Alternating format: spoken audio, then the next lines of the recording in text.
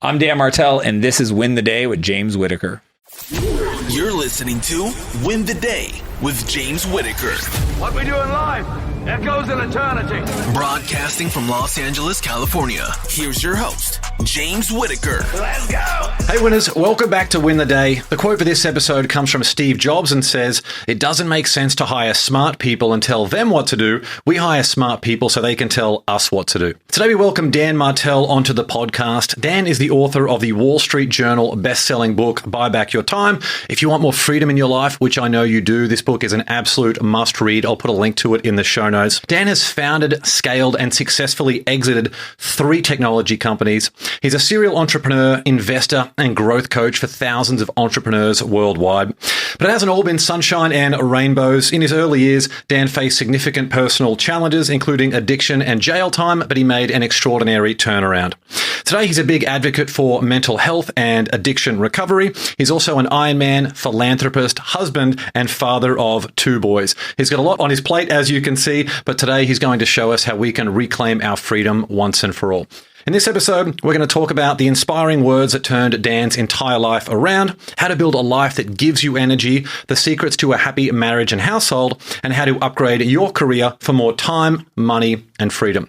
Before we begin, the right bit of inspiration can completely change the trajectory of someone's life. So if there's a friend or loved one out there who needs to hear this episode or could use some help to win the day, share it with them right now. All right, let's win the day with Dan Martell.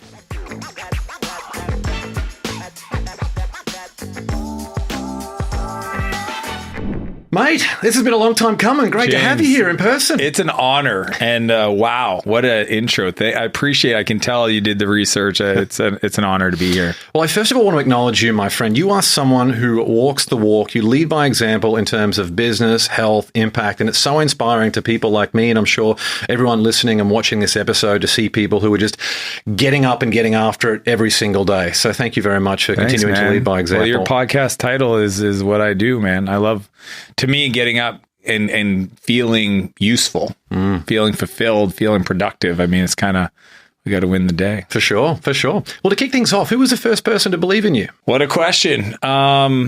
You mentioned my background in childhood, and so I ended up in a lot of trouble. And one of those people is a guard named Brian. And I met Brian when I got sentenced for the second time to juvenile detention. It was actually held in a adult prison, just due to the way the programming worked in my city. And what happened was I was in prison for probably 5 months, and I got in a fight and then put in solitary confinement for 3 days. And it was on the 3rd day that the door opened and Brian, the guard, was standing there, and he asked me to follow him. And he wasn't there when the fight happened. And he was very disappointed in the fact that I got in trouble. And when we were walking back to the cell block area, we walked past the door, which I'd, walked in and out of for 5 months, and kind of went to the next door, which is the guard unit. And inmates were not allowed in the guard unit. And he opens the door and he says, "Follow me." And I didn't know what was going on. And we go in there and there's nobody else there. And it's the inside of the one-way mirror that I'd never seen the inside of, right? Because it's like one side. And we sit down in the corner, and he just pulls up a chair in front of me, looks at me, and he says, "What are you doing here?" And I was like, "Well, I got in a fight with Kirk." And he goes, "No, not that, Dan." He goes, "What are you doing in this place?" And I was like, "Well, I got a high-speed chase and almost took my life, and I had a handgun." And he goes, "Not that." He goes, "What are you doing in this place? Because I want you to hear this. If nobody's ever told you this, I believe in you. And I don't understand it. It makes no sense that you're here. You do the work, you stay out of the prison politics, you stay to yourself, and it's like, you're not like every other kid here, and you need to get out of here. And I believe in you." And in that moment at 16 years old, like something, like a seed got planted around the belief, because I didn't even believe I had zero belief. I didn't even believe that I deserved to breathe the air I was breathing. I felt like I was taking space for somebody else that probably deserved it more than me. And in that moment, maybe for the first time in my life, I heard a caring adult. My buddy Josh says that every troubled youth is one caring adult away from being a success story. And that for me was Brian. So good. Something Brian said that he may never have remembered even the next day, yet it's something that you'll carry with you for the rest of your life. 100%. Yeah, it's so important to have things like that. What would have happened to your life if you didn't have that encounter with Brian? And what is it about a kind word that makes such a difference at that age? Or even when we're in a bit of a tough spot? Yeah, it's, I kind of get sad just thinking about it, because at that point, I know the odds, right? I'd been in juvenile detention twice. I was 16. The odds were not in my favor. The chances that I would have ended up in jail or in some kind of mental ward or dead in a ditch, that was the probability. And when I look at my life today, where I have two beautiful boys and it's an incredible marriage, and I mean, change my life it's not the right words, but just transformed everything, including my family. Like, I mean, anybody that meets my family, my two brothers, my sister, my parents today, they don't see what I share because it doesn't compute. It doesn't make sense. And what Brian did for me that day was not only share his belief in me when I didn't have any, but he showed me a way of being that I've definitely modeled, and being able to acknowledge what you see in another person. And that's really the power of this. The power of believing in somebody else is knowing that at any moment, any day, any person you're interacting with, if you feel called to remark on something they're doing, that's why we call it remarking, is they're supposed to say something. And Brian just decided to take time out of his life. He wasn't my caseworker. He would have gotten in trouble if anybody found out that he had brought me there instead of right back to my cell. And he took the time out to see and believe in me. That changed everything. And if you identify as a brave person or someone who wants to get after it in life, I think it's so important to have the confidence to have a conversation like that, to say a kind word that can be so uncomfortable to say. I don't know why it's so uncomfortable to give people genuine comments or compliments or heartfelt statements, endearing affirmations like that, but it has such a massive impact on people. So I think it's important to do that. Yeah, I think some people are scared of it not being received properly. Like, I know the times that I've hesitated, it's because I was like, well, it's not appropriate, or what if they take it the wrong way, or I don't want them to think that I noticed something. You know what I mean? So I get it, but man, when I've been at a restaurant and I've acknowledged a waiter, or yesterday we had lunch in Beverly Hills, and the waitress was new, and she said, "Hey, I want to apologize for my first day." And at the end, I didn't even do it in front of my wife or anybody. I just said, like, wow, that was an incredible job today. Like, you would have never known it was your first day. And she's like, oh my gosh, I needed to hear that. So good. You could just feel it. So it's like, I think if it's on your heart, you should say something. Yeah, for sure. Your new book, I want to talk about it now because it's going to set the tone for a lot of things that we're going to talk about today. It's an incredible read. It's called Buy Back Your Time. What's the problem you wanted to solve with this book, and who do you want someone to be once they're finished reading it? It's a great questions, man. You got some good questions. The problem I wanted to solve is I wanted to help entrepreneurs build companies they don't grow to hate. I think the number one thing killing businesses is the fact that the entrepreneur is successful in some way, but they're successful in the way that literally takes over their lives. And it's unfortunate because it probably creates more wealth than any other issue facing entrepreneurs. It's just the fact that they have a vision for what they could create and they end up building it in a way that just feels heavy and hard. And it's not supposed to be that way. And that's what I share in the book. Who I want them to become at the end of it is somebody that feels worthy. I mean, that's the funny part, is it's a book about productivity, but it's really a book about personal development and self-worth, right? Understanding the value of your time so that you fight for it, that you use it more productively, that you honor it, that you set boundaries, that you communicate expectations properly with others, that you show up and lead in a way that will help you build that business, or what I call an empire. Because in my world, an empire is a life that you never have to retire from, with unlimited creation. And I think that's what most entrepreneurs, the reason why they decide to go do their own thing is they want that. They want to create. Yeah, what I love about your book is the mental battle is so intertwined. You can teach someone the tactics all day, but if they haven't got their mindset right, then, what's the point? They're going to be straight back to square one through their own self-sabotaging behaviors. And that's the funny part. If it was only about the hows, then everybody be successful. Everybody knows what they got to do. They can go Google it. It's available on the internet. But it's the mindset behind it, the blockers, the beliefs that every chapter, every section, I asked myself, when I wrote the book, I had 25 names written out.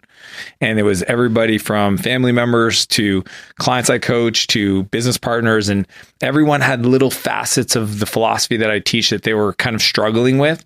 So I structured the book and I kind of address each one of them through their lens. And I addressed the beliefs and the mindsets that I knew was holding them stuck. Yeah, it's so good. It's highly practical as well. My entire book is yellow because I had the ebook and I've just covered it in highlights. It's so good. Yeah. Where does the time go? Like, I get it when you become a parent, but what about, when you're an entrepreneur? I know there's this bit of a myth that hard work equates to success when there's plenty of people out there who work really hard. Exactly, and have nothing to show for it. So where does our time go? Yeah, I think most people don't realize is that not all time is created equally, right? Like, I know when I was in school and I went to math class, it felt like an hour class took 3 hours. And then when I went to art class, an hour turned into 15 minutes. I mean, the bell would ring and it was like next second it rang again, class was done. I was like, hey, I'm not done. You know what I mean? So not all time is created equal. And I think what we need to understand is the time that we do have we been intentional about it? And are we using it to amplify our lives? So in the book, I talk about the drip matrix, and the big philosophy there is that as we continue to trade up, because that's what being a great, time trader is that we trade up and we take things that would take our energy that have a low cost, that have other people support us around, and we keep working our way up so that eventually you wake up and the whole day turns into art class. So like my days today, they feel so full of life and energy and excitement because I've designed them with my team to support. I'm the talent. This is what I do better than anybody else, and only the things I can do that I enjoy doing.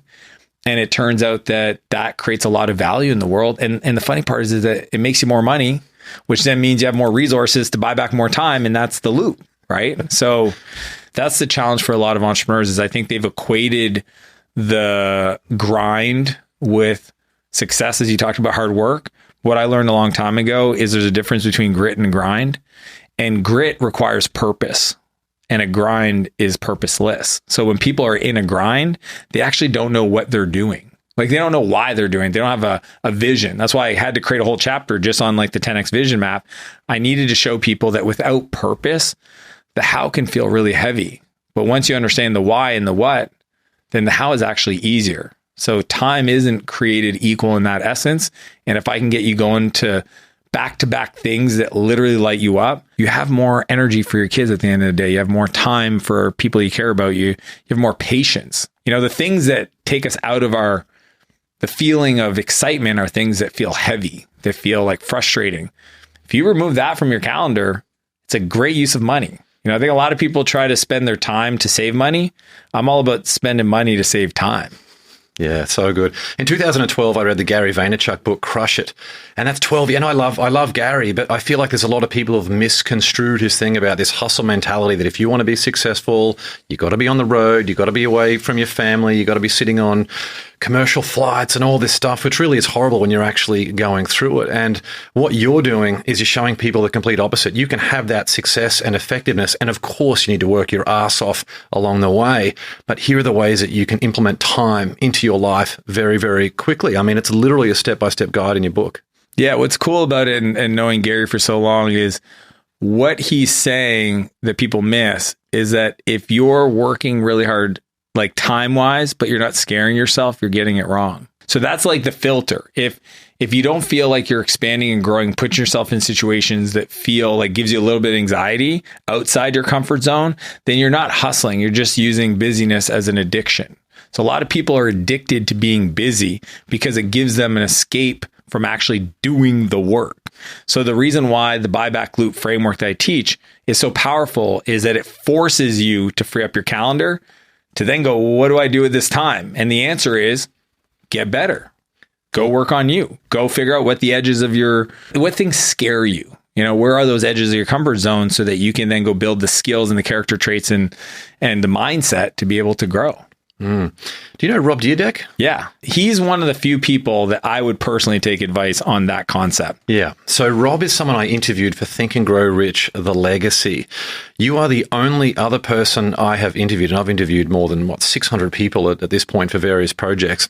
Rob has built an entire life that gives him energy rather than taking it away. He calls it his rhythm of existence life playbook. Every action that he takes all feeds into the same thing, his personal purpose, his career purpose, purpose, everything lines up, and it's about giving him freedom and energy. Is there anything else that you do in your life that you haven't covered already that you think is important to help people create a life that gives them energy? Yeah, I think it's the I don't get to talk about it much in the book, but it's just the why, right? I think that every person on earth is here to do two things. If you want to talk about fulfillment, I'm not about happiness. I think happiness is a fleeting moment. Fulfillment is a feeling like gratitude that you can bring with you. And this is how I personally find fulfillment in every moment of every day. First off, I ask myself, am I actively on the journey of improving myself? Meaning, am I becoming what I call the 10.0 version? Or some people of faith would call the image, that God created you in. Or another way to think about it is a great quote that says, become the person you needed most in your darkest days. So if you're on that journey, that's step one. Step two of the fulfillment equation is to then share your process with the world. Give yourself to others. And a lot of people have a hard time with that. They're like, what do I know about this? It's like, you've had success here. You've written 3 books. You know how to do that. Share that, whatever worked for you, with other people. And I think if everybody woke up every day to become the best version of themselves with the desire to give to other people, to teach, and don't stop with your kids. The kids is easy, or your family, or your church, or your CrossFit gym, or whatever it is. I think if you give yourself to the world, I think that's probably the best way to align the self-existence and a purpose. And that's what drives me. And I didn't get a lot of time to talk about it in the book, but that's the essence of it. Yeah, I think you and I think pretty similar on that. So the way that I've sort of thought about this, which wasn't necessarily that intentionally, it was more looking back at what I had done. It was always focused on how I could become more and more valuable, because that meant that I had more value to offer other people. Mm-hmm. And as I did that, it meant I had more to be able to give to other people. And if you give without the expectation of anything in return, an incredible amount of things just happen to find their way back. You're not giving to get something back. You're just giving because that's just a nice thing to do. And you have a lot of stuff that you can now give. But for people who don't have a certain skill set, or they don't have a platform, if they don't have anything that they can give to someone else, they've got to get to work on acquiring some of those things so they can add value to people who are higher up the food chain. Well, it's the desire to get better for other people. I think a lot of people think, well, I got to get better for me, for my situation. Yes, but same activity with a different purpose, the purpose of trying to become more valuable so you have more value to give. It's just it's a difference between a dark energy source and a light energy source, right? And I think dark energy can work. It propels you forward. It's kind of like a diesel fuel. But what you're talking about, which is so awesome, is more of like a clean energy source, almost like solar energy, where it burns cleaner and it's 10 times more potent. So it's like, why wouldn't you use that? And that started for me at my sort of rock bottom moment was from a Jim Rohn quote, disgust can be a powerful motivator. I looked at myself in the mirror, couldn't stand what I saw looking back at me. And I was like, look, things have got to change now. And that was it. So, but that couldn't carry me through for 20 years. That carried me through to take some of the actions. And then that sort of light, positive energy that you mentioned there is what has been able to propel you forward. Yeah. You know, what's a cool fact is I listened to Jim Rohn with my 2 boys in the car, and I've told them that that's their grandfather. So good. Yeah. Just, it's like my grandparents passed away. Like another grandparents or great grandparents. So my grandparents passed away when I was like 6. So I never had a relationship with them.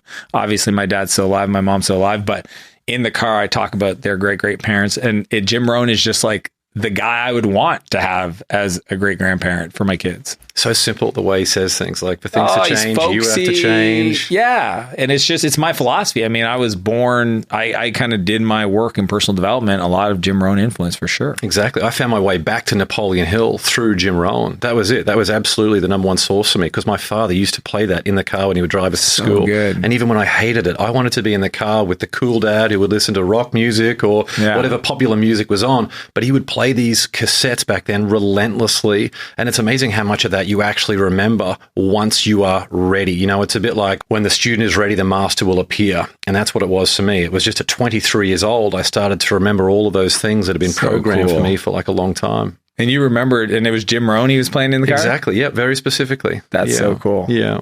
And you mentioned before this quote, become the person you needed most in your darkest days. What do you mean by that? And what's the darkest day that you think you've had in probably the last 5 years or so? The last 5 years, I was involved in a company that had a big cultural issue, and there were some key leaders that left, and it wasn't on favorable terms. That hurt. I think for a lot of reasons. I mean, I wake up every day asking myself a simple question: how to create more value for the people around me than anybody else in the world. and try to deliver on that. So I think when people are unhappy with their situation and it's something that I could have affected or been aware of or got ahead of, that really hurt. That definitely, like when I think of the last 5 years, that was probably the toughest moments, right? Mm-hmm. Because it involves around people. Very draining, isn't it? Like energetically for you, it can be. It is, especially again, I just care. I'm such an empath. Like I really care about people, right? My favorite thing to do is care about the things that people I care about. I think that's like, what's leadership? It's kind of that. It's like, if you have people on your team, what do they care about?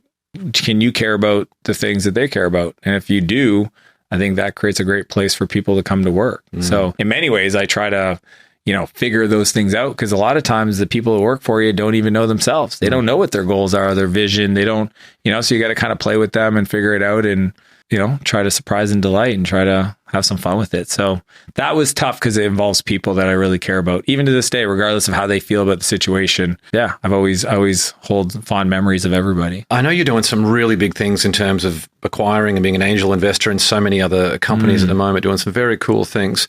I imagine that would be quite addictive, a lot of these things that you're involved in. Do you have to consciously pull yourself back? I mean, you literally wrote the book on buy back your time, but there's a very true old expression, we teach what we need to know. Yeah. So do you need to, consciously pull yourself back from that like relentless pursuit of giving up and doing too many things? It's a great quote. We teach what we need to know. Is that what it is? Mm-hmm. Such a great one. I used to, and that's why I definitely learned the system I created for the book, right? I built it to protect me from me. And because I want to create, I want to expand, but at the same time, I also want to be an incredible husband to my wife, and an incredible father to my kids, and a great team member or partner to my business partners. Like and take care of myself and my health. So, what I've learned over the years is have people around you that you communicate your goals and desires to, and ask them to be accountable. So like my assistant knows, here's what's important to me. Here's what I need to have happen. And can you please fight for that time in the calendar? And if you hear me starting to kind of percolate new ideas, really challenge me, right? And, the truth is my new philosophy is I pretty much rarely say yes to something new unless I say no to something I already agreed to do. So I have to create some space, or I find somebody to drive that forward, the whole who, not how. So in many ways, I use the buyback loop in my life about probably at this, because I'm growing so much, probably 2-3 times a year, where I do full calendar audits, time and energy audits, to figure out like what are the big blocks of time that in many days today, it's like I got to hire a CEO to grab all of this and put it into a separate company. Like that's kind of the level I'm operating.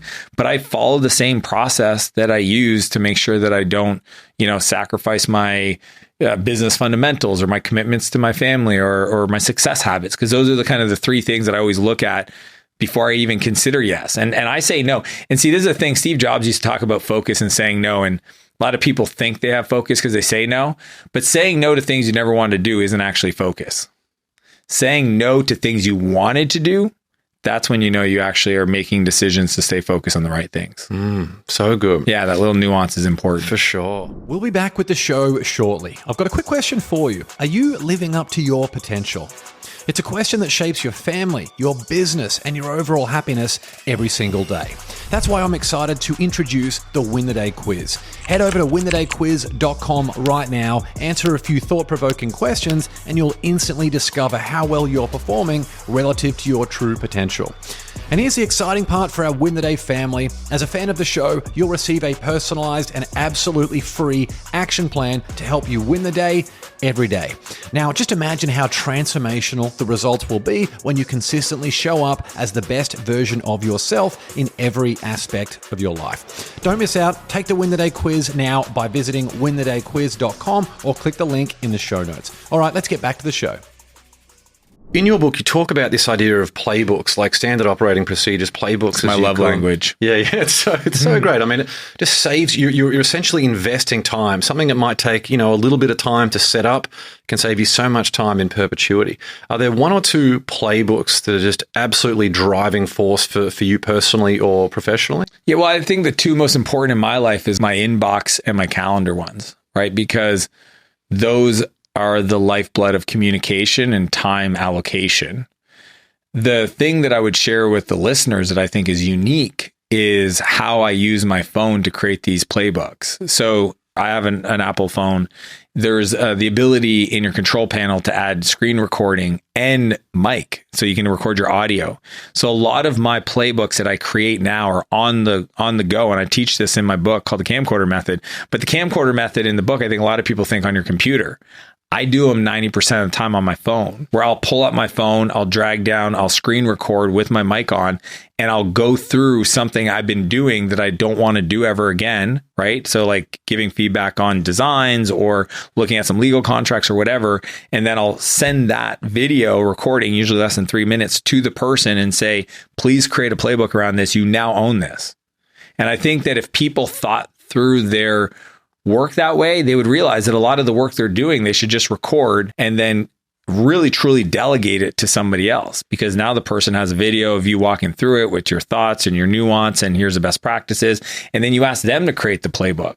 So I think like my two favorite playbooks, yes, inbox and calendar, but more importantly is how I create them, which is the Camcorder Method. And you mentioned something in the book too. Is it other people come to you with their monkeys? Is that what you call it? When Yeah. I think in many cases, people on your team, it's like a bonding experience between that person and the leader. Maybe it's visibility. They're like, hey, if I can get a bit more face time, then perhaps this stuff can be great. But at the end of the day, you've got to be so protective of your time. So being able to, you give some good examples in the book of like, I see you, I hear you, but I hired you to do that. If you want me to drop my stuff, I will, but that's what I hired you to go and do. Like really, when you're delegating, just really, really delegate. Let them drive it. Be responsible for the outcomes. Yeah. I mean, a long time ago, I heard a quote that said, if you want to be rich, be lazy. If you want to be wealthy, become incompetent.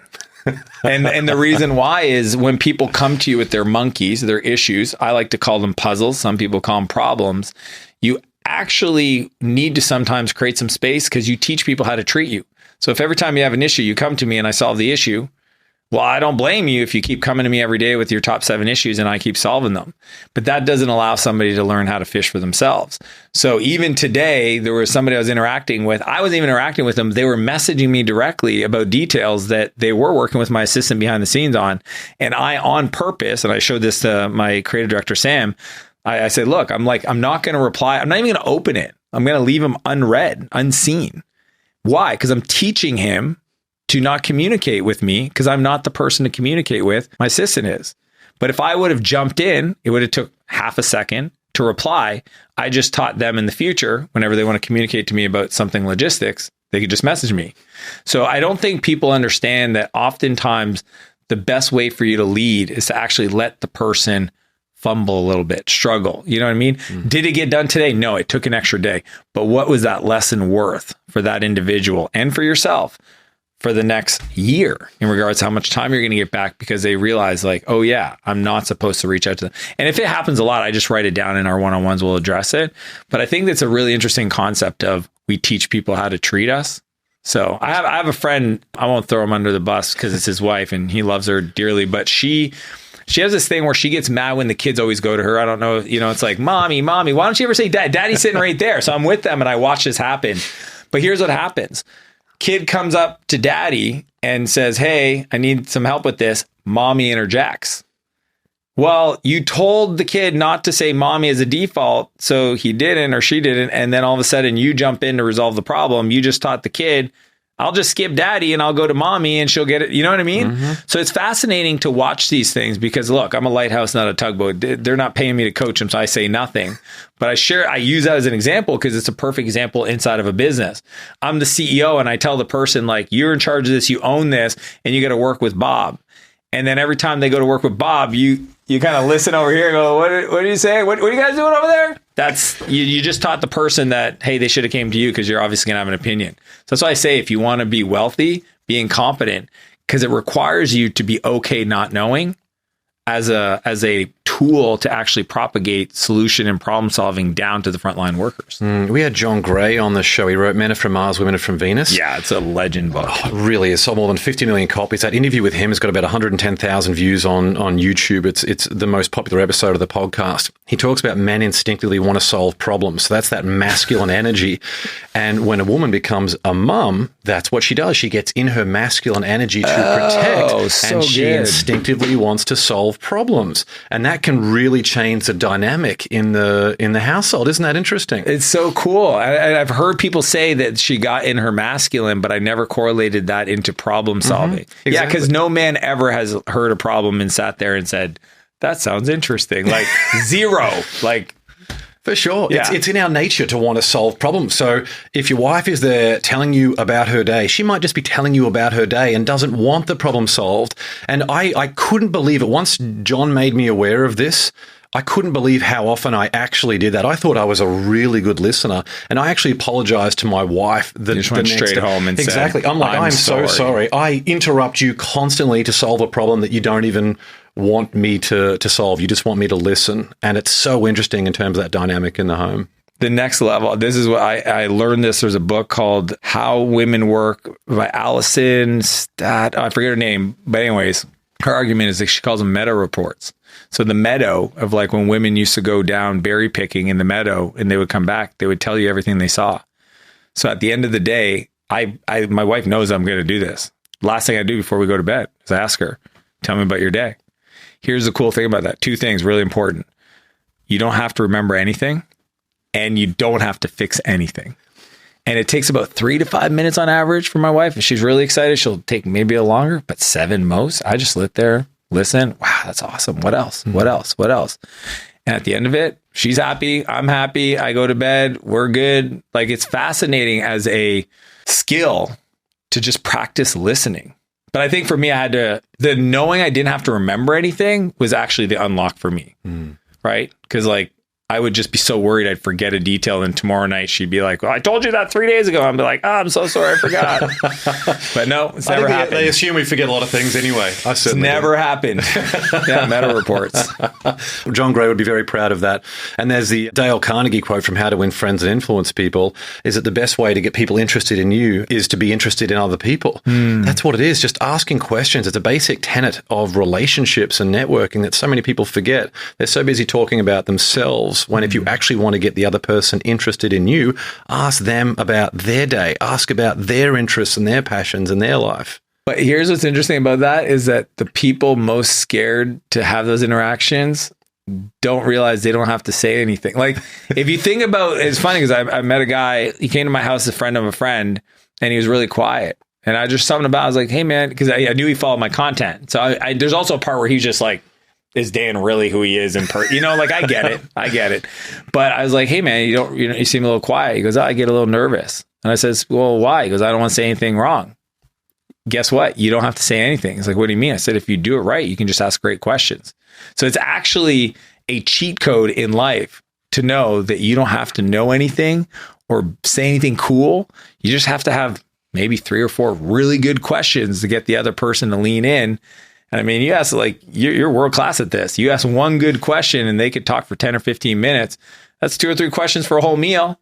And then you walk away and the person's going, man, I love that guy. And they're like, I didn't say anything. It's like, it don't matter. So I think it's a cheat code. It is. And your ability to ask a good, relevant, interesting question. It's a skill. It really is. You know, a lot of people, when you go to an event and there's a speaker on stage coming from that position of authority, they get off stage and they get mobbed by everyone. It's almost impossible to stand out. Yeah, exactly. In that audience. But if you can figure out a way to go and ask a very relevant question that they haven't been asked a million times, then that really is an absolute skill. Do you have one that you like to go to, or some category of question? I put myself in the shoes of what is everyone else going to ask them, and they're all the questions that I rule out. So I know you've process of elimination. I like that. Exactly. I know you've done a million different, and I also do so much research on people. If I'm going to a dinner party, I want to know who's going to be there. I want to do at least a little bit of research. That question where in the question they've done some research, that's how you get them. Yeah. That's a good insight. For sure. That's beautiful. So preparation, I mean, you're talking about preparation. Like,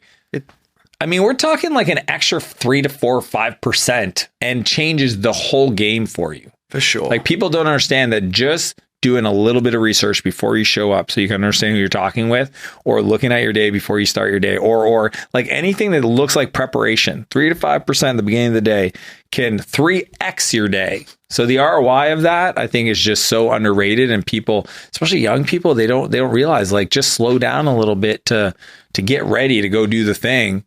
and it'll have a way bigger impact. For sure. If you can listen really, really well, which can be listening to the content that they put out there, it's going to be just having a look around at their socials. And if you know who they are and where they want to go, it makes it very, very easy to be able. So I always try and think about, how can I come from a position of adding value to this person? I don't want to walk up and try and get something from that person. I want to say, you know what? You mentioned that you wanted to do this.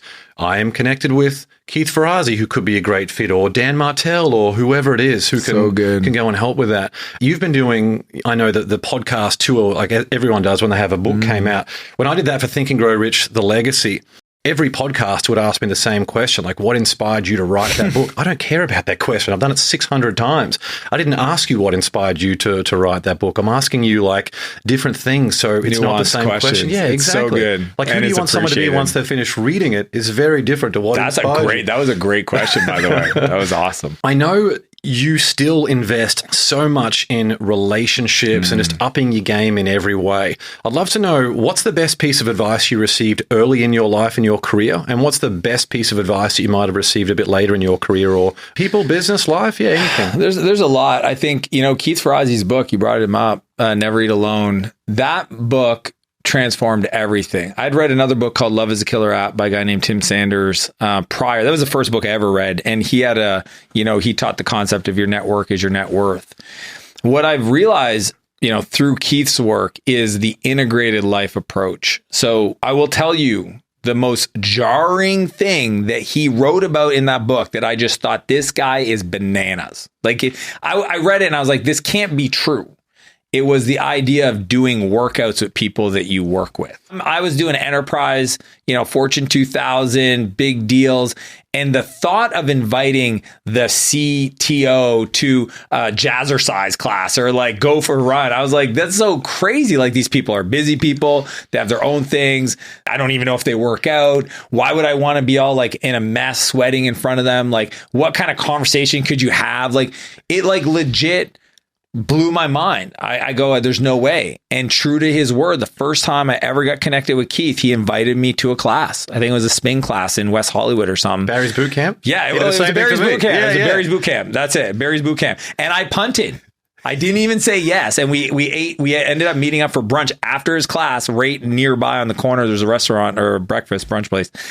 And so it's funny, as you fast forward to today, I will meet with any person, anytime, no matter where you live in the world. You fly to Kelowna and we go for a hike.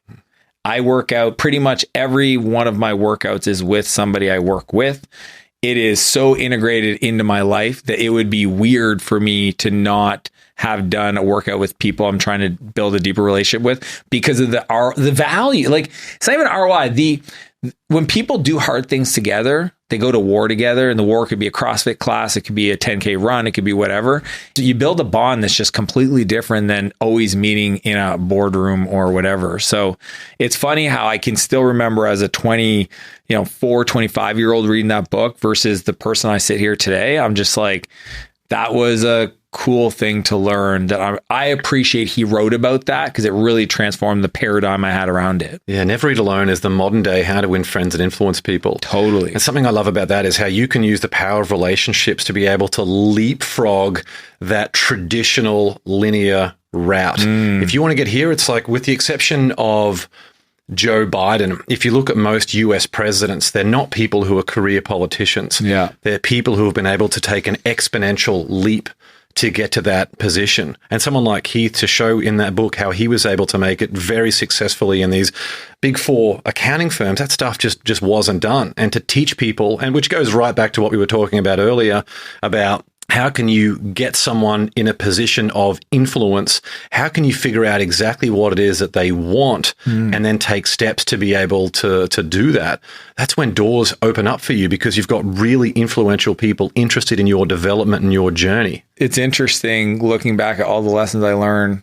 I'm such a fan of authors writing books. I know it's self-serving because I wrote my book, but I read 1,600 books before I ever wrote my book. I just appreciate and think it's the ultimate trade, $30, 6 hours of my time for 25 years of experience distilled into that, few hundred pages. I think it is the ultimate coolest trade. Like, I'm always looking for buying back my time, but I will always invest in books and knowledge to feed my mind. It's just such a cool thing. And I just honor people like Keith that have written books that have supported my growth. Yeah, mentors through the written word, especially now with audiobooks. It's so easy. You literally have someone talking to you. You got Dan Martell talking to you in the audio. And I read that audiobook, and it was a pain in my butt. Must have been a great week.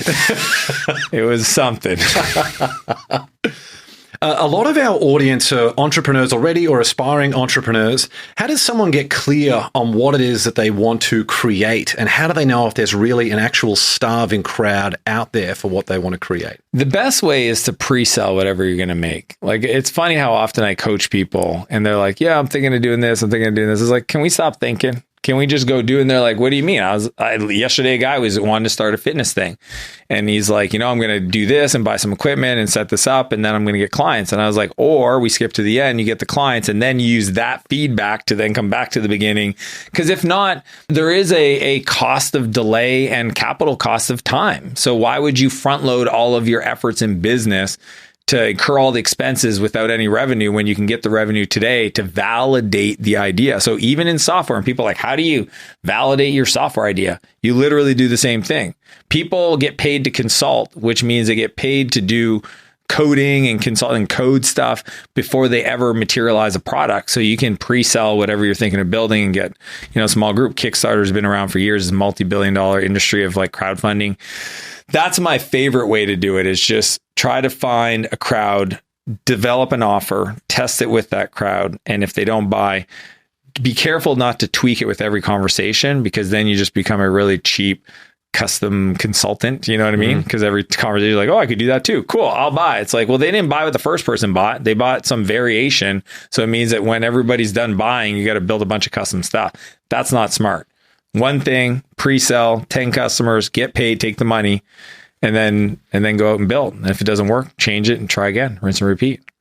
Great advice. We had Harvard psychologist Dr. Ellen Langer on the show, and she spoke about words like try and hope, how they already have the expectation of failure built in. Oh, I like that. So when you hear entrepreneurs say, yeah, I'll try and do that, or I'm thinking about doing that, it's like the opposite of that is just doing. Just do it. The expectation of failure. See, that's I never liked those words, but I didn't have words to describe why I didn't like those words. Now that's why I don't like try, I don't like hope, I don't like maybe, I don't like could. Literally, because it has built in the expectation of failure. You just see some of those people, they just can't get out of their own head. They're so busy building something which may not even be a good fit for people anyway. It might be the completely wrong thing, and you're spending years building something with no guarantee of an audience at the end of it. Yeah, I find it fascinating that they speak the demise before they ever get there by the language they use. That part always fascinates me, is how unaware people are that the words they choose to use to describe their future sets up if it's going to happen or not. Yeah. She also mentioned in that episode how expectations tend to be fulfilled. Isn't that good? So good. Yeah. I love that. For sure. Yeah. And you do a lot of work in the SaaS world, software as a service. What should people consider before thinking about adjusting their model to incorporate a SaaS component? Yeah, I mean, a lot of people think SaaS means subscription. I think that's kind of what I'm seeing. Membership. People are like, oh, I'm a SaaS. I'm like, what are you? Like, oh, we do membership. We have a subscription for our gym or subscription for our restaurant. I'm like, that's not SaaS, because SaaS, as you mentioned, stands for software as a service, not subscription as a business model. So I think almost every business today has the opportunity for membership. And the reason why that's a great business to have is that it creates predictability in your revenue. And predictability allows you to plan and hire and build capacity in a way that doesn't feel chaotic. So I got lucky that I started in software, and that in many ways, the reason why software spoke to me is because I grew up in so much chaos that the predictability and the certainty of creating software people paid you every month for just felt really aligned and clear, right? If I create value for you every month, you reward me by paying the membership. If I don't, then you leave. So I've got a clear feedback loop. And if I do a good job, I get to build that revenue base.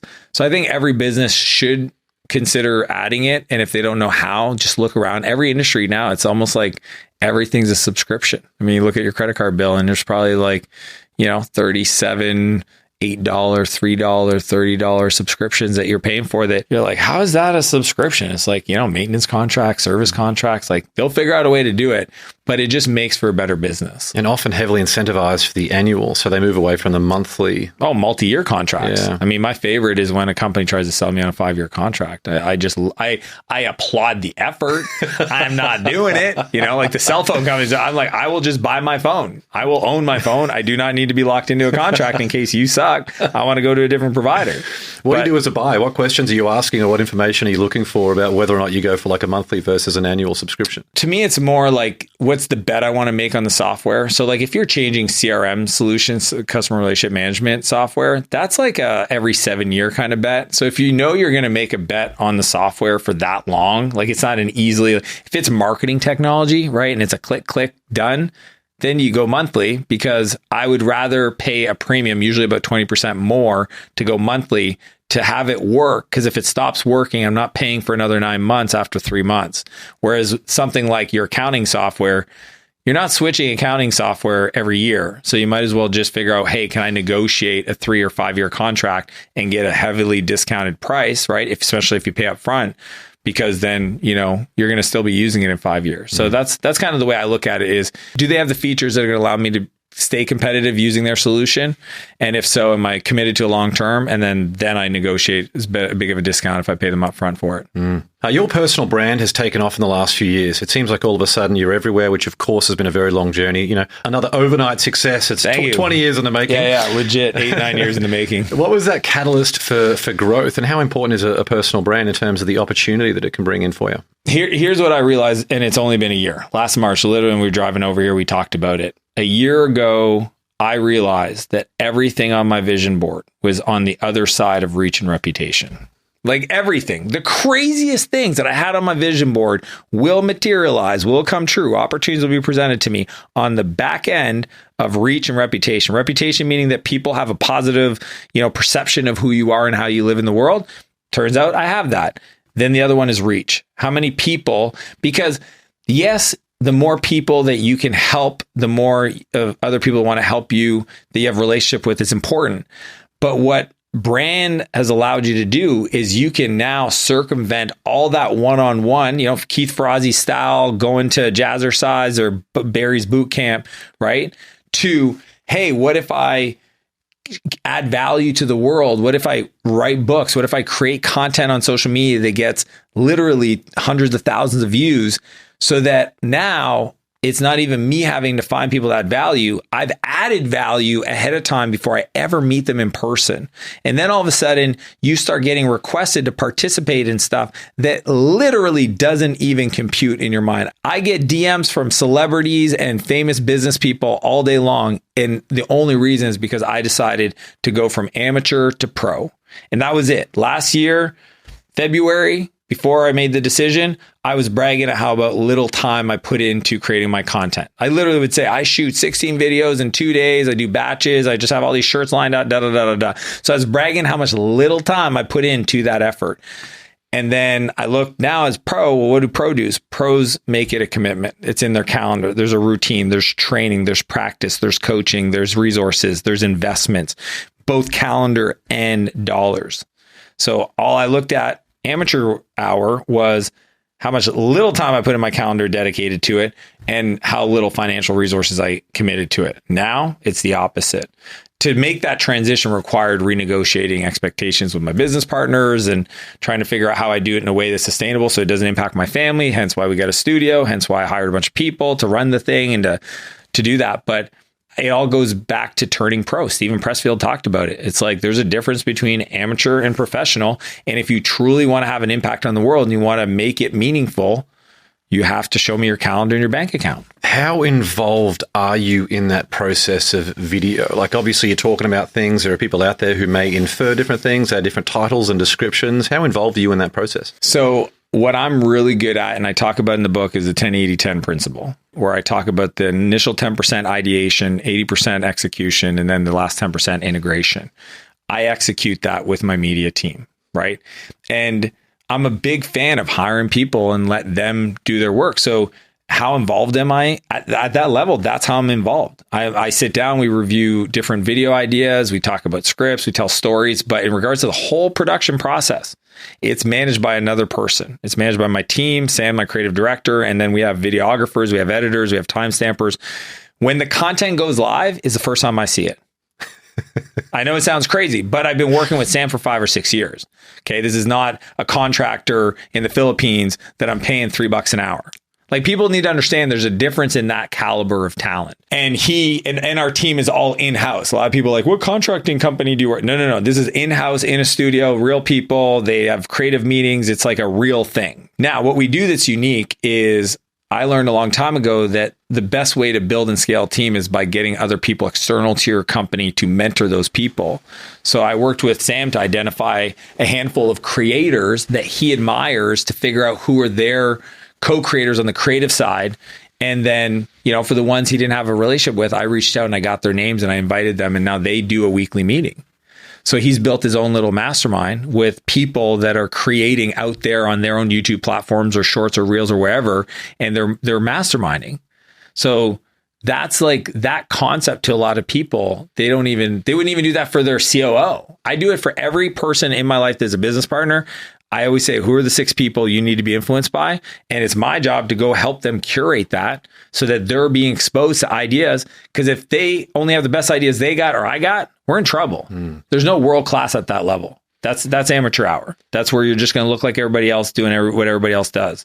But if you can get around people that are executing at the highest levels, like it's the positive peer pressure. They're going to, every week when you get together, every month, Mr. Beast talks about this. When he started, he had like 10 friends that all got on a Skype call every day, and they would analyze every YouTube video and thumbnail, and they would share ideas and test ideas. And that was like, that's what we need to do. Did you see the DJ Shipley video? DJ Shipley is a dev group guy like SEAL Team 6, and he talks about that idea of be a pro. Like, if you want to be a pro on the battlefield, you better be a goddamn pro when you're training. Otherwise, people die, you could die. Like, it's very important. Be a pro. My favorite quote around that is, don't practice till you get it right. Practice till you can't get it wrong. I love that's that. a different level of execution. For sure. And so seeing it on social media, you might inadvertently like one of your own posts and be like, oh shit, that's actually my video. I do it all the time. I'm not even joking. Like, the other day we were having lunch and my wife was watching a video and it just got posted, and it starts off by just like talking about my wife, and she's like, oh, thanks. And I didn't even know what it was. So I started looking at it, and in the middle of the video, it's a video of me telling the story about how much I love my wife, and I get a little emotional and I start crying. And it's lunchtime in Cabo, and she looks over and she's like, why are you crying? I go, you didn't watch the whole video. She's like, no, why? I go, watch the whole video. And then like 30 seconds in, she watches it and she's like, she starts getting emotional. And I'm like, and it was just a cool feeling because like, I love being a consumer of the stuff we produce. I know I'm the face in it, but I mean, I don't know about you, but I don't remember everything I say. I get in the moment, I'm here with you, I'm in flow, I'm channeling. And then all of a sudden later on, and it could be months later, the team will see something, clip it, edit it, put it on, and I get to relive that moment. And I just think there's so many benefits of creating content, but actually the process of working through and telling stories about things that have happened to you to resolve the meaning, to pull out the insight, like who's really winning? Who's the benefiter of that? Is it the people receiving the content? Yes, but I think the teacher in many ways gets the biggest benefit because you're reinstating the things you believe in. I mean, think about it. As you consume new information, you're always doing it through the lens of teaching. That's a benefit. As you teach it, you reinforce it more because it makes you like kind of like double down on it. Hold you accountable because unless you're a psychopath, you wouldn't teach something to somebody else you're not doing yourself. Then the people that you care about in your circle, recruiting, business partners, et cetera, they all benefit from getting your perspective that you didn't have to take time on to teach them. And then the fifth one is you're building a community of people that you can then create movements with and collaborate with and business partner with and just get support. I think, I don't know. I'm not mad at myself for taking so long to figure it out, but it is kind of funny, and I definitely will never take my foot off the gas. That's like a commitment till I take my last breath. I will try to die empty. I'm going to put it all out there. The one social media channel that I run myself now is TikTok. Like, I've got support for all these other things, but I wanted to create a feed that if I was low on inspiration or if I just wanted to have real practical tips to help people, I could go to that. So I've curated a feed, which all of your content's going to be on now as well once all this goes live. And it's just amazing for people to go and have a resource like that they can use to level up. So I think investing in that content creation is so good. The way I thought about that, it went from rather than consuming content in my downtime to creating content so good in my downtime. And that was it. So I don't really have... You change your relationship with social media. Yeah. See, everybody's complaining about social media is they're consumers, right? Yeah. My kids, we talk about this. Don't be a consumer, be a creator. And when you have that time and you think to yourself, what does my community need to hear? Right. The only channel I'm allowed to post without going through the team, because, they got to hit their numbers, all that stuff, is Facebook. Mm-hmm. So I'm allowed to post on Facebook. Sometimes my car rants on Facebook, I think it's some of the best stuff I do. Dan goes wild. It's Facebook. It's literally, if you want to see like the unedited Dan after the gym, bit of a pump on, little David Goggins, a little Jocko Willing, because it's me talking to a friend sitting next to me. It just happens to be whoever decides to watch that video. And that's the best thing. Sometimes the highly produced stuff just doesn't land. It just doesn't. For me, I got to be in the zone. I got to feel it. And I mean, after a workout, I always do it after a workout. There's just something about being in flow, being in that energy that, I get to share. And again, I'm always thinking about what would the 12-year-old Dan need to hear. That's it. That's the little Dan, I call him. I just creating for little Dan. Hopefully, they're watching. There's a lot of people who depend on you. You got business partners, you got clients, you got people all around the world. You're speaking on stage, so you've got big audiences depending on you. How do you handle any nerves that might pop up, or any moments of self-doubt? Like if you're walking in a new room and you literally don't know any of the 1,000 people in the room, how do you handle that sort of mental battle? Yeah. First off, I have a belief that, I wake up every day and ask myself, how do I create more value for people in my life and on stage than anybody else in the world? And the way I resolve to do that is by making it for them, not about me. So anytime I have nerves, I literally ask God to use me. That's just the language I use all the time. If I ever have nerves, and it happens, right? Like, where was I? It's me and John Maxwell recently. And I mean, I was just so scared to he liked me. I was like, I can only go down from here. Like, he invited me to hang out with him. Don't say anything stupid. And even as soon as I felt myself getting that energy, I say, hey, God, can you please use me to serve John, to serve his team, to serve anybody that might listen? I'm here to honor that. And I just learned a long time ago that when we make it about other people and we don't make it about ourselves, that's when the nerves go away, because the nerves are only there because we're worried about us, right? But if we don't worry about us and we try to worry about the audience, then it's about like, hey, just give me, because for me, I think about pulling vocabulary. It's like, I need to be able to remember the words and the stories at the right moments to be able to persuade and also feel connected, because it's not, yes, I prepare. Yes, it's all rehearsed and it's like stories and it's got outlines. But at the end of the day, I got to give myself to the audience. And that is how I've always resolved the nerves. And I didn't know this a long time ago. This is all in the last kind of 5 years. Over time, it just kind of got easier when I stopped making it about me and started making it about the audience. I was speaking at a live event the other day. It started early in the morning, as can happen in a household with 2 young kids. We had the day went a little bit pear-shaped. I didn't have quite the time that I wanted. And I was presenting at this virtual event, and I didn't actually look at the number of attendees. And then about halfway in, I took a glance. I wasn't even thinking about it. I was just so focused on sort of adding value and thinking about that. Yeah. And there were like 350 people in there. And I was like, wow, if I had have known that at the start, given the mindset that I was in, like you and I have done enough of these that we can sort of turn it on as we need to, but you still want to perform at your best and do the best you can. So it was interesting that I was quite happy with myself for not glancing at that at the start, but it was great because by then I'd already done half. I was very much in flow and it was easy to continue. So I think that's really great advice. But it's so neat to think, and my son, he has 900 people following him on YouTube. He does these edits. The face isn't on it there, but and we were driving and he goes, there's 900 people. Like if that field out there was full of 900, that's a lot of people. And I said, I love that you think that way, because those 350 lives that you were looking at, that's pretty awesome. Like it's such an honor to know that in the right moment, the right story with the right connection, with the right point at that moment, you have the opportunity to literally just a little tweak, get the person to think a little different, and that little 1% different over 5 years, 10 years will be dramatically different. just because you've decided to make it about them. Creating results. It's so big. Like I can literally, this is the first time that you and I have met in person. I know we've been connected for a long time, but when you can actually focus on creating results for people, that's what separates it from, particularly in America, I've found. I know I'm from Australia, you're from Canada. We both do a lot of business and work in America. There seems to be a lot of smoke and mirrors in here. There's a lot of chest pounding and not a lot of follow through. There's a lot of people who are focused on a transaction and not necessarily the transformation. And I think there's a lot of similarities in that Australian and Canadian culture in terms of 100%. wanting to provide value and just human connection, the type of people that can do things at a handshake a little bit more than I've seen in some cases. Obviously, there's amazing people over here as well, but I've seen that a little bit more over here. You need to have, you got to dot your I's and cross your T's a little bit over here in America a bit more. Yeah, it's a different culture. It's fascinating. I love that you've seen the correlation between Canada and Australia because you're 100% right. I want to switch gears now and talk a little bit about family and daily routine stuff a little bit as well. How do you balance your own individual aspirations with that of your wife and your kids and your clients? The interesting thing is I look of being of service, right? So I joke amongst all my teams, I'm the talent. I'm not CEO of anything and I'm here to serve. And I kind of look at the same way for my family. So I'm proactive in asking for feedback. What do you need from me? What do you need from me? And I find that's even a lazy question. So I'll try to go out of my way and say like, hey, for my kids, I want to be a better dad for you. What's one thing you love to see me work on or do more of? And they tell me.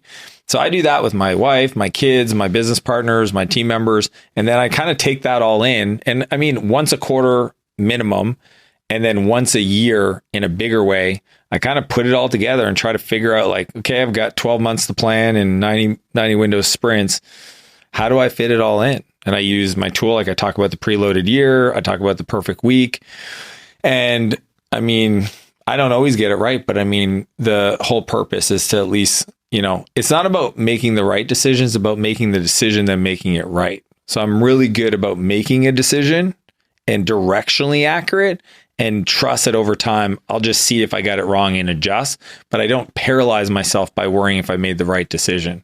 But that's how I do it. I just take everybody's input, look at my own personal goals, try to figure out how I massage it. And that's what I love about Buy Back My Time is I can find, because I know the tools to do that, if I have things that are in conflict, I can be like, well, what if I did this, this, and this? And they're like, oh yeah, that would work. Okay, cool. That 10 days, we're doing this, this, and this. Boom. And I actually get really excited when I pull it off. Right? Because Anne's giggling back. She knows. Because it's a cool thing to go like, whoa, I'm in this week. I'm going to do what most people would take a month to do. I did it in 10 days because but again, it takes a little bit of preparation. It takes a little bit of thoughtfulness, but it's my happy place. I guess it buys you speed as well. All the things that you've created. 100%. Because I'm able to say yes very quickly and no very quickly. Like I say no most often, not because I'm trying to be rude. It's just because I know what my priorities are. And as soon as you ask me to do something, I know if I have capacity to do it because I set like, this is how many days I'm going to do this a year. This is how much time I have. When do you need it? And if you need it in the next 6 months, the answer is no. I turned down a vacation with one of my freaking idols. Okay. This is a goat of all goats because I'd already made a commitment, but it was easy. And guess what? I think they respect the fact that I'm honoring the commitment I made to somebody else. So they know that if I ever commit to them, I'm not going to flake on them. So that's just, it's not a perfect science, but I'm very intentional and proactive about it that way. I mean, I'm already looking like 2-3 years into the future for things I want to do and collaborate with people just so that I try to squeeze as much in. Yeah. I don't take any day, any second for granted. So I was excited to be on this podcast. Yeah, I love it. We're so excited to have you here. What are the secrets to a happy marriage? And what do you get in your relationship currently that you didn't get in previous relationships? Don't try to fix anything. No, just kidding. Don't try to fix anything. Always ask your wife about her day. No. You know what it is? It's funny because there's the 5 love languages. And I think it's just really honoring those love languages. And even when things don't come natural, because they don't, whatever way you want to receive love is the way you show love. And oftentimes, if that's different than your partner, then your default approach is wrong. So you have to be very aware, right? It's like I coach this one client and his wife's love language is physical touch and his is quality time. And it's funny to watch them spend time together and him not, and she's like, come closer, give me a hug. And he's just like, and I'm just like, dude, because my love language is physical touch. My wife's not, or it would be an easy win. But yeah, it's so funny just seeing the disconnect. So I think it's just every week I ask my wife, how have I showed up for you as a husband? And just listen. And the only appropriate response is, thank you. That's it. She can say, well, you didn't pick up after yourself and you didn't do this and da-da-da. It's thank you. And I think that like the key for me is just try to be as present as I can when I'm with them. And just know when you just got to slow down and just be there. Jim Rohn has that quote, wherever you are, be there. Be there. Yeah. Be here now is kind of what I think about. And sometimes when I know that my mind's not there, I just like really have to slow down and almost like meditate. So I call it breathing with her. She doesn't even know I'm doing it sometimes. I'll just sit there and I'll breathe with her. It's just these little tools that I've added to my day that are about being intentional. Because again, my mind is always, sometimes I'm into the future, I'm into the past, I'm trying to learn, I'm trying to think about like, how do I get more done? And if I feel like I'm not present, I just like kind of slow down and just kind of settle in. Yeah, I don't feel qualified to give people relationship advice. It's kind of funny because like I'm still doing the work. Like we just got back from a big couples retreat where we went and co-created this whole event. My desire for what I think is a 10 out of 10 is no different than what I think I'm capable of. And the answer is I'll never know, but I'm going to strive every day to be that better version of it. And that desire to be better, I think, is the right pursuit. So it's not necessarily of a rival or doing, but more the striving for. Yeah, it's almost dangerous to feel like you've reached a destination where you have a perfect marriage, because then you take your foot off the gas. Yeah, luckily my wife will always let me know. Luckily, I never have to worry about that. She will always tell me where my opportunities are. And then through gritted teeth, thank you. Yeah, it's always thank you. It's funny because we always argue who goes first. It's like, you go first this week. You ask me how you're doing. What do you feel like are the non-essentials that people need to add to their daily routine? The things that are non-negotiables, like that have to. Yeah. I can just share what works for me. One, I have to, I call it prioritizing the pump. You got to work out. I don't care what it is, sweat every day. If it's, a rucksack, a walk to me is not a workout. Just going to throw that out there. I think, heavy weight in the backpack, walking uphill helps. Obviously a light run, but yeah, I work out every day. Like there's no day where I don't work out, and I do it 80% for my mind, 20% for my body, or maybe a little bit more. So that's non-negotiable. Food is fuel. I read my buddy Dan Go said it the other day. He goes, it's funny that people call things diets when it's actually just good eating. Like, it's like, what are you? You're on a diet. No, it's called actually just good eating. There's no diet about it. You just shouldn't eat crap. So I think, feeding your body fuel, non-negotiable. I'm a big fan of reading to feed my mind. So I read, yes, to learn new skills and concepts, but really to just prime the pump of creativity. So oftentimes if I'm creating or writing, I'll read books that are in the same genre of things that I'm writing about, or that authors I want to be inspired by. So reading every day is a non-negotiable. I think showing affection to the people you care about. I mean, I find it funny, and this used to be me, so that's why I laugh at myself, where I used to risk the daily things to create a future that my family never asked me for. It's funny. It's like the person that's like risking the day to get to a future where they spend more time with the people that were there the whole time. So like, I'm very aware that every morning I slow down for my kids, my two boys, for my wife to the degree that they want to. Look, sometimes they're busy and they don't want that much affection, but I always try to be at least available. That's a daily thing. Trying to ask at least somebody on my team what their goals are next 5 years. What do you want to do? And on that one you just said before, Warren Buffett has a quote that says, at the end of your life, success is making sure that the people that you want to have love you actually love you. What a crazy idea. Yeah, isn't it? Yeah, to try and build a life that you want, but no one else signed up for, to find out that you've achieved that life and you've got no one else there with you. I think that would be the ultimate failure. For sure. Last question now before the rocket round. On your best day, what's an affirmation that you would write on a flashcard that you could show yourself on your worst day? Yeah, I think too often when I have bad days, I forget that I've already made it. And what I mean by that is that it doesn't matter what you look like, what your situation is financially, where you live, that in many ways, whatever life you're living is some other person's dream life. That's a beautiful concept to consider, is that even if you feel out of shape, even if you feel poor, even if you feel like less than in your community, that no matter where you live in this moment, right now, you're listening to this, that life, your life, is somebody else's dream life. Let's put that into perspective. A bit of gratitude. So yeah.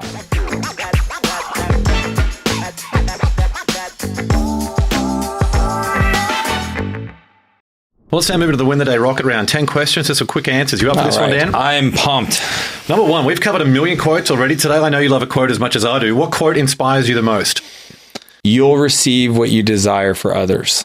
Everybody needs to write that one down. Yeah, where's that from? Is that one of yours? I don't even know. Like, what I like to do is read quotes and rewrite them in my words. And that's what I heard through my language was you'll receive what you desire for others. Yeah. I love it. Number 2, morning coffee or evening wine? Definitely coffee. I don't drink. Number 3, what's one bit of advice you would give your 18-year-old self? You're enough. Number 4, what book do you gift the most apart from your own? It has to be a part of my own. Think and Grow Rich. Oh, yeah? Yeah, Think and Grow Rich. I've got on my goals list to buy a copy for every high schooler in my city. Turns out it's a lot harder than you think to do, but I'm working on it. Interesting. I'll connect you with the foundation as well if you want. I'm already connected. Oh, cool. It's literally getting to in the high schools. They don't like giving out books inside the high school. So I got to figure out a way to make it happen outside. For sure. Number 5, was there a vulnerability you once hid within that became your superpower? Yeah, totally. I believe the worst thing that's ever happened to you right next to that is your giftedness. So the worst thing that ever happened to me going to prison, feeling like I was not worth breathing the air, actually is my superpower because I can see and feel that in others. Number 6, what's one thing you've learned about failure? It's not. It's just a feedback loop. Failure is just feedback. Yeah, just rename it. Problems are puzzles. Number 7, if you could sit on a park bench and have a conversation with someone alive or dead, who would it be? Steve Jobs. Number 8, what tool or resource best helps you run your life or your business? What tool or resource? My calendar. Number 9, share one thing on your bucket list. I want to do an interview with The Rock on his jet. Oh, that'd be cool. It will be cool. You know, my ultimate bucket list thing is to interview a US president on Air Force One. Like that's, yeah. Dude, see, I love being around you, man. You just expand it. I'm like, what am I talking about? Yeah, I love you, The Rock, but let's get somebody else. In an interesting plot twist, what if The Rock becomes president? You and I can get our interviews done at the same time. Well, here's the deal. If either one of us gets the opportunity, please call. Well, are we agreeing on this? Done. All right. The Rock, let's go. And final question, number 10, what's one thing you do to win the day? The pump. Yeah, pump cures all. I love it. Well, there are a bunch of ways to connect with Dan, and we'll link to all of these in the show notes. You can follow him on Instagram at Dan Martell, TikTok at Dan V Martell, and grab a copy of his amazing new book, Buy Back Your Time, on Amazon. Again, all that and more will be linked in the show notes. Dan, what an absolute pleasure. Thanks for coming on. It's an honor, man. James, you're a pro. Appreciate you. Thanks for joining me on another episode of the Win the Day podcast. We want to hear your thoughts on what we covered today, so drop a comment on the YouTube version of this episode with your favorite takeaway, any questions you have, or what actions you'll be taking as a result of what was shared in this episode. And if you found value in the Win the Day podcast, leave a 5-star rating on Spotify and Apple Podcasts. You'll find a link to both of those in the show notes. It'll only take you a few seconds, and more ratings really helps other people discover the show so they can get the mindset upgrade they need, and we can bring more winners into the Win the Day movement. That's all for this episode. Get out there and win the day. Until next time, onwards and upwards, always.